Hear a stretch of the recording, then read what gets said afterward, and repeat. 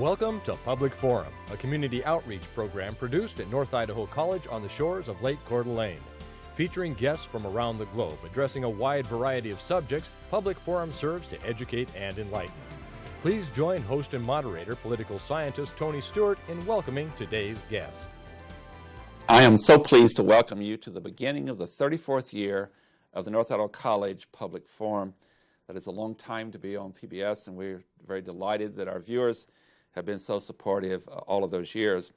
We start this 34th year with a two-part series titled Safe Communities, Planning for the Future. The North Idaho College Popcorn Forum Lecture Series has joined in a partnership with the Idaho Department of Correction to do a series at our college, and while they are here, we taped these two programs, and we're so fortunate to be able to do this together. One of the issues that is so demanding across America is the budgetary expenses of prisons and also how to keep our community safe. And I'm pleased to welcome to the program two people very well experienced and qualified to speak to this issue. First of all, I welcome to the program my longtime friend, Representative Mike Mitchell. He's a member of the State House in the state of Idaho. He's served with distinction many terms. 1968 to 70, he was in the House, and then from 1970 to 82, he served in the State Senate. And later he was director of the correction of the state of Idaho in 83, and now he's returned to the State House from Lewiston, Idaho. Representative Mitchell has a baccalaureate degree in journalism and advertising from the University of Oregon. Mike, it's so good to see you again. Nice being here, Tony. And I'm equally pleased to have the director of the Department of Correction, Idaho, and he's been in that department for 30 years and served as director since 2001. Thomas Bouclair, we're pleased to have you with us. And our second guest holds a baccalaureate degree in criminal justice from Boise State University and a master's in counseling from what was College of Idaho and now Albertsons College. It's very, very good to have you on the program, and thank you for bringing all the people you've brought to be with us at this symposium at North Idaho College. Good to be here. And I'm very pleased to have back this year our two regular panelists, Janelle Burke, an attorney in the state of Idaho, and next to her is Erna Reinhardt, Director of Public Relations at North Idaho College, and Janelle will start the questioning. Gentlemen, welcome to the NIC Public Forum. This is a topic that is of interest to people all over America and also in the state of Idaho. My first question is for Thomas. Tom, can you explain to us what the Department of Corrections involves? What are the divisions or the groups within that department? Certainly. We have 8 prisons in the state of Idaho, and we have approximately 6,600 inmates incarcerated around the state in those 8 prisons. We have 5 community work centers, and then we also supervise approximately 11,000 people on probation and parole in our communities across the state. Thank you. And Mike, you've been very involved in the financing of this, what is a very large operation. Can you explain how the legislature fits into this picture? Well, you have to keep in mind that the legislature is very frightened by the aspect of corrections. They don't know exactly how to deal with it. They're not professionals like Tom is, but they're so fearful of it that I think they have been more inclined to fund as best they could the things that the department needed. But what they have not been able to keep up with is the fact of the department's growth. Just can't. Thank you. Erna Reinhardt. Welcome to the show to both of you. It's great to have you up here in Coeur d'Alene with us. We're fortunate. I want to ask my first question to Tom. Please explain to our viewers you mentioned the different kinds of facilities. How do people become assigned to a specific facility, and do they move from one stage of a correctional facility to another? Sure.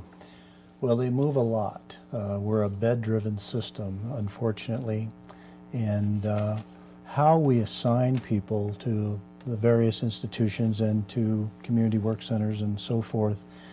The first thing is they come into a reception diagnostic center at Boise for men and then in Pocatello for women. And they'll spend approximately 2 weeks there, sometimes a little longer, going through a series of tests. We test their education level, we test for any kind of mental illness, we test for substance abuse problems. A variety of testing is done. And then a case plan is done of really a guiding written plan of what the offender should do while he's incarcerated that should follow the offender when they come into the community. And the same is true for women. Now, unfortunately, we don't have the resources to provide the type of treatment that are indicated on those tests often. So we warehouse a number of folks, and we do the best we can with the resources we have. Excellent. Would you say that the philosophy of treating criminals has changed over time? Are you looking at more treatment programs, perhaps? Yes. There's no question that there's been a dramatic shift. You know, in the 70s, there was lots of research that indicated that treatment did not work. And in the last 5 to 10 years, there's been an abundance of research that indicates that treatment does work. And in fact, for this population, specific types of treatment work very well. Now, it doesn't solve all the problems. I'm not saying that. But we know with long-term substance abuse treatment, as an example, we can reduce recidivism rates substantially. Great. And Mike, I wanted to do a follow-up question with you. And I don't want to put you on the spot, but do you know approximately what percentage of Idaho's general budget goes to the Department of Corrections? And is that number typical of other states in the country? I don't. The reason why I'm not better up to that now is I left JFAC 2 years ago. I decided I wanted to be in some other areas of concern. And so what percentage of the budget corrections get, Tom would know. I don't. Okay. I'm sure it's a growing number. It is. It's about 139 million today, and the public safety, which makes up corrections, state police, juvenile corrections, about 7% of the overall budget. Great. Is that typical of in other states? Do you know? Well, I don't know if it's typical. I can say that our budget is much less than states our size, and I can give you some examples. As an example, New Mexico has a few less inmates than we do. Their budget is $100 million more than ours. Wow. Keep in mind, if I might, is that people think that Tom's the only one that deals with this problem, and you have to understand. I think that's one of the things I applaud, the fact that Tom's putting together a statewide public exposure to it, because like the property tax is the best example. 3 years ago, the people didn't necessarily care about property taxes. Now they're turning out in large numbers at any public meeting. They know more about property taxes now than they ever did before. Well, now Tom is taking, and the department is taking a program out to let the public know something they know very little about. They're upset up here because of the predator problem that you had. We know that. Down in Albion, I'm not so sure they're all that excited the same way Coeur d'Alene's excited. But let me just go through a list of the different entities in government that have something to do with what Tom does. Department of Law, the local law enforcement, the prosecuting attorneys, the judges, the Parole Commission, the Department of Corrections, and the Department of Employment. A lot of people don't see that as all being a part of what this issue is and how it has to be treated. But that's what I hope comes out of what Tom's trying to do, is better educate the public than they ever been before. Excellent. And I thank you, Mike, because I'd like our viewers to know that this is a statewide program that's going on. We're fortunate to have the first one here in Coeur d'Alene. At the time we're taping this program, there's going to be one in Caldwell, Idaho, and then there's one over in Pocatello, and there's one in Boise, and you're using the college and universities as the site for explaining all this. And Mike is correct. It's a very complex issue. And what we don't get on the program today, we'll get next week in dealing with, I know I really want to talk with Mike in particular about some ideas he has on recommendations from the legislature in Utah and other areas. But I'd like to take some time now. For our viewers outside of Idaho, we know in other states and even in Canada that this is a growing challenge and problem dealing with crime. And we're going to show you some statistics and graphs from Idaho that shows what's happening here, and it's equivalent to some other states. So, Tom, we have up the first one on there on the screen. If you'll take us through these, please. Sure. Well, this first slide is just planning for the future. You've already alluded to the fact that we're trying to go across the state and talk to people about what our role is, because there's a lot of misconceptions about what it is we do. You know, 60% of what we do is in the community, but when you think of the Department of Corrections, you think about prisons. And that's really only about 40% of the population that we supervise and manage. So that's the biggest thing I think we want to get across. And we play a significant role in planning for safe communities. And what do we have here? Really, this is just a slide that we put together that indicates some of the people that were responsible for sponsoring this program, health and welfare, the universities, the colleges around the state, and we have a number of legislators that are going to be with us this evening as well. I think there's about a dozen legislators that are going to be available as well. This is happening all over the state, the legislators are happening. And this just talks about the offender growth, and we've had tremendous growth in corrections. What is the difference between the two lines? The top line is, that's the probation and parole offender growth. Okay. And then the one in red, the bottom line, is inmates in prison. So they're both already on the increase, not only in this state, but other states too. Yeah, we're growing about 30 inmates a month overall in the system, and we're growing just under 1,000 probationers and parolees a year.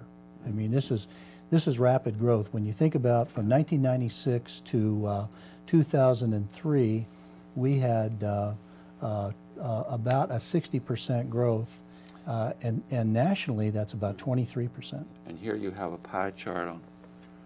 Right, and that just shows the breakdown of the incarcerated population.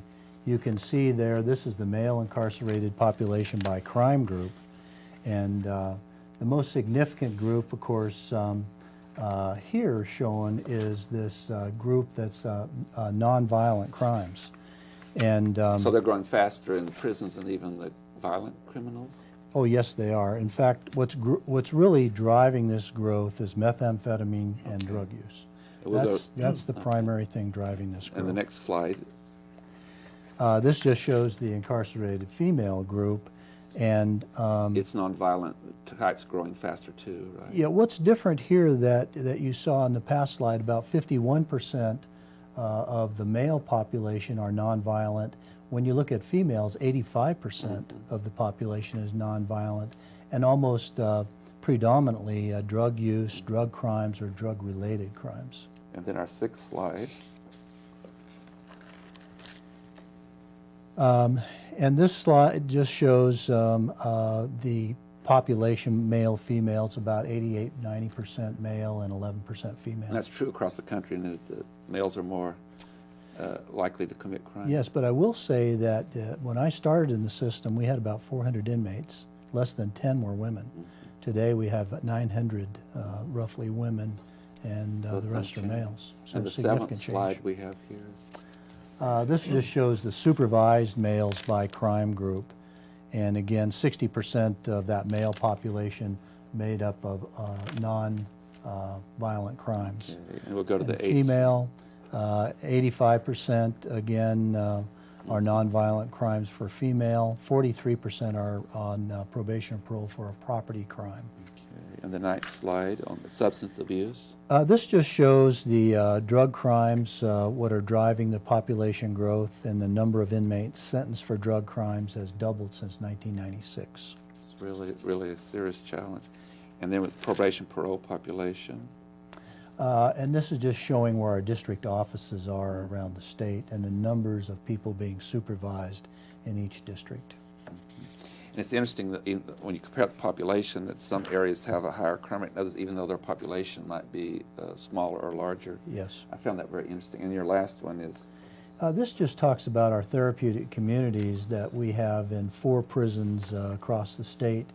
And we're showing some pretty significant reduction in recidivism since we've been measuring those since I think about 1996.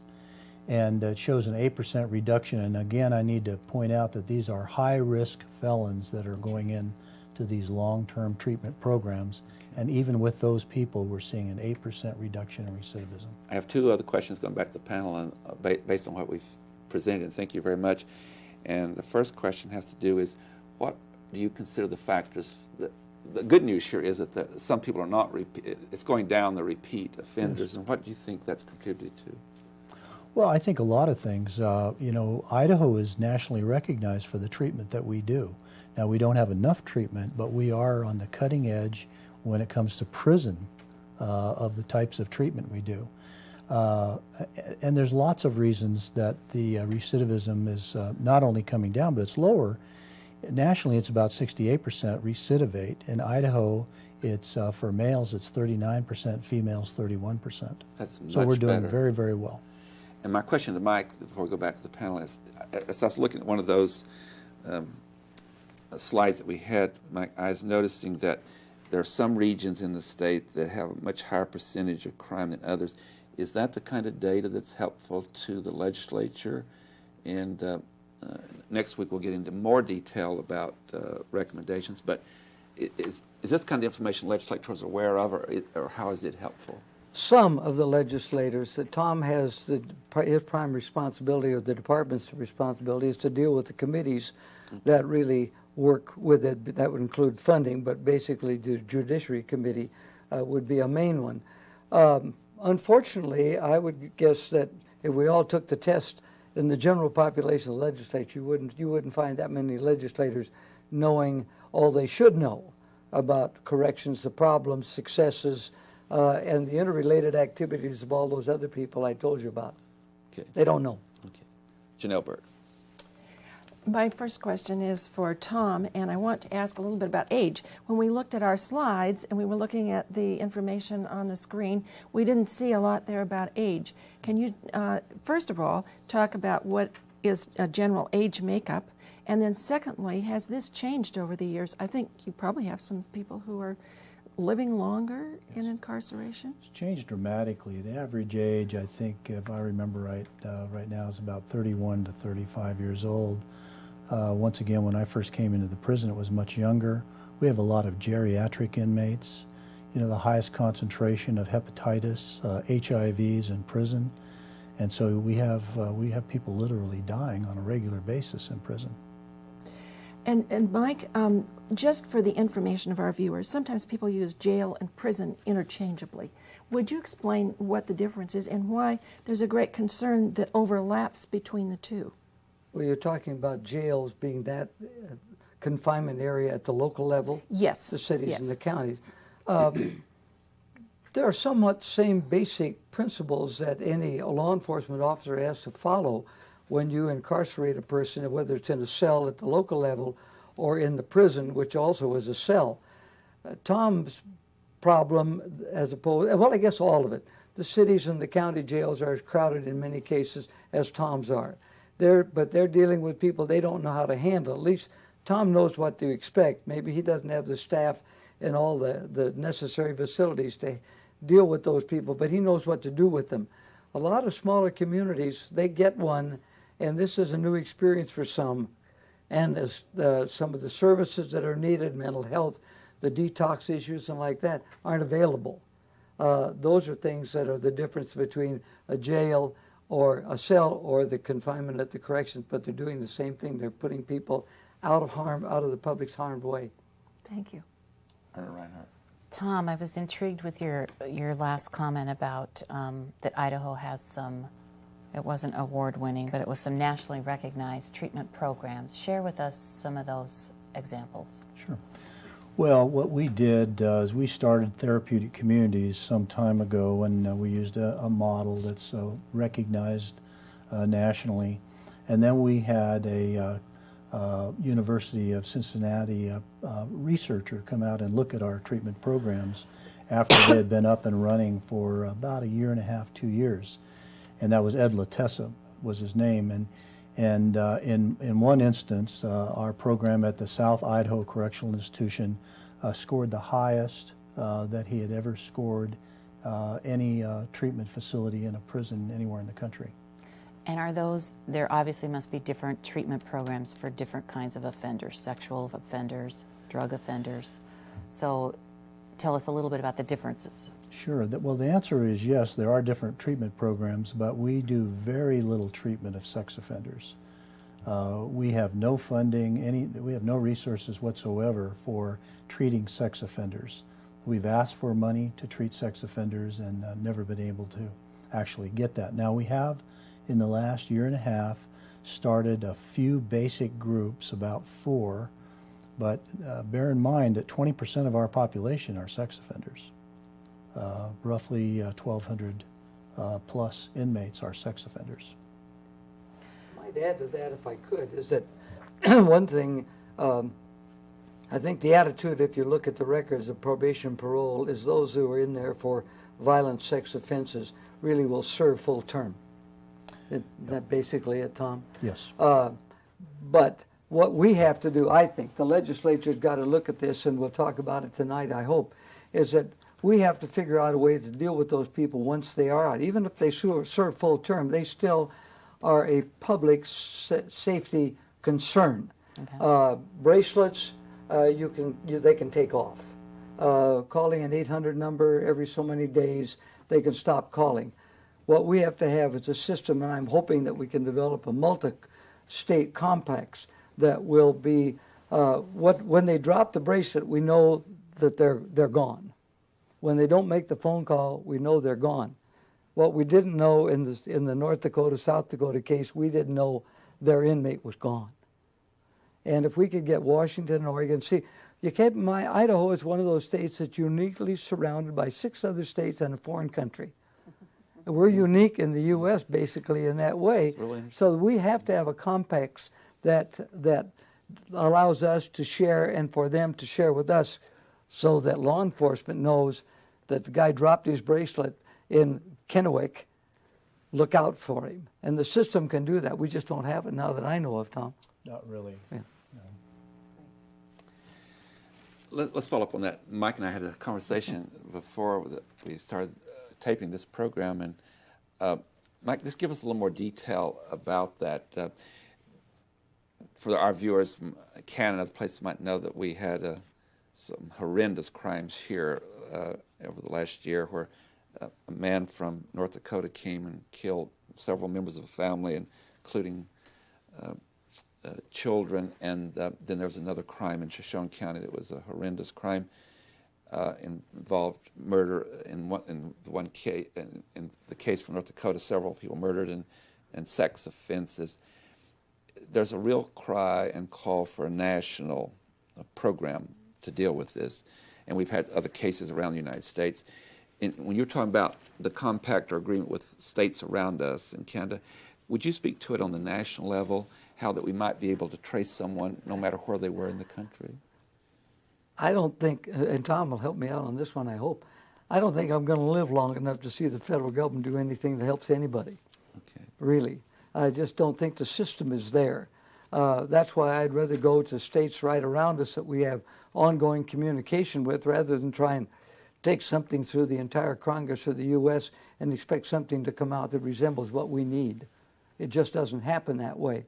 But here, I think with leadership like Tom and his association with other correctional people and legislators who have an interest, and if they don't, they will have an interest, is try and put something together with those that are around us, because they're going to come through Montana to get to us.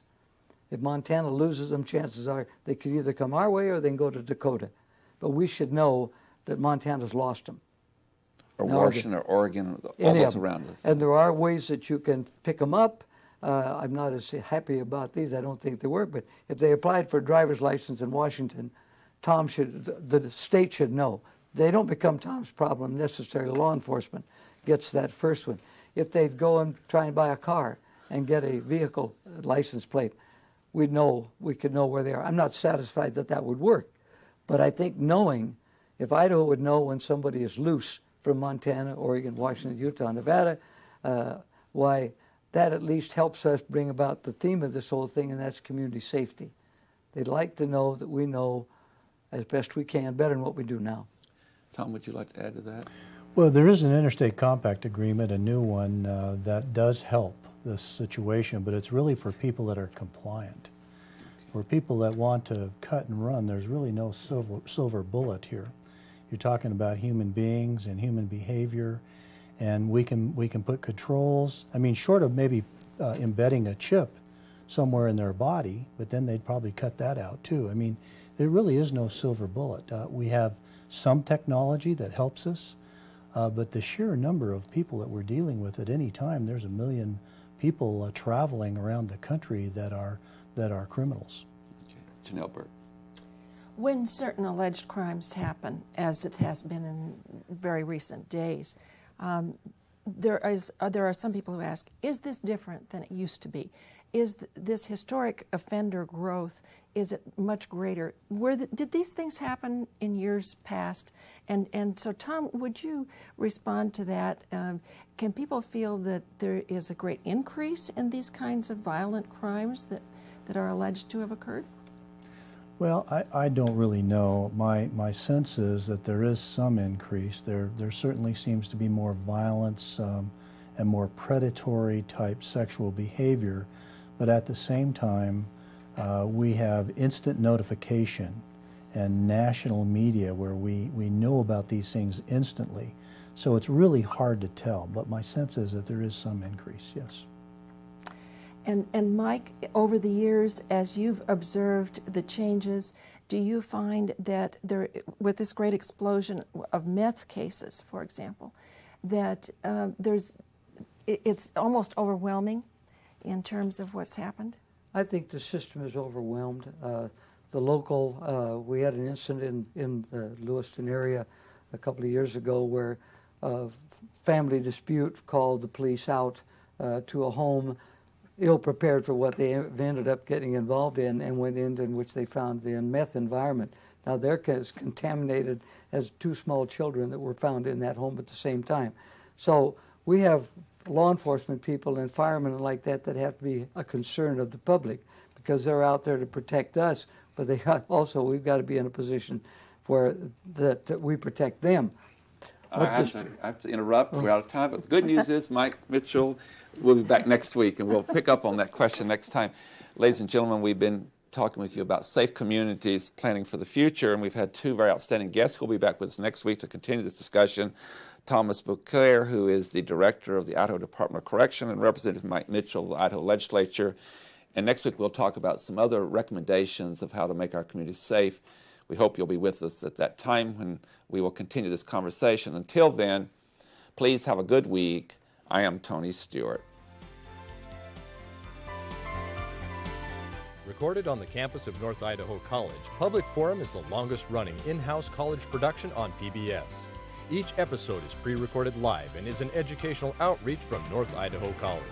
Please join us at this same time next week for another edition of Public Forum on this public television station.